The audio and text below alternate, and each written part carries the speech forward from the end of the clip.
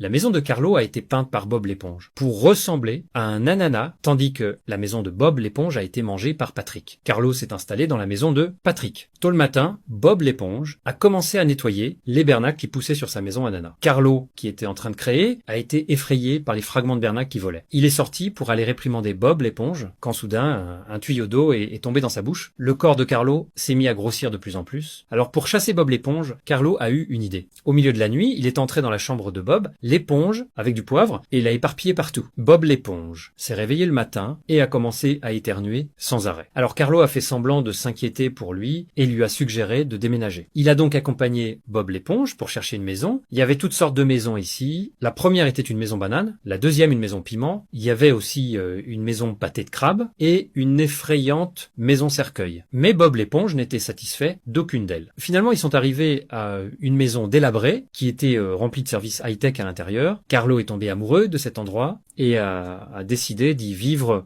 la nuit. Carlo a commencé à profiter de la belle vie jusqu'à ce qu'il règle son réveil et se prépare à dormir. Mais il ne s'attendait pas à ce que cette maison soit en fait un lanceur de fusée. Finalement, elle a atterri près de chez Carlo, mais à ce moment-là, le château de Carlo était déjà devenu une nouvelle maison ananas.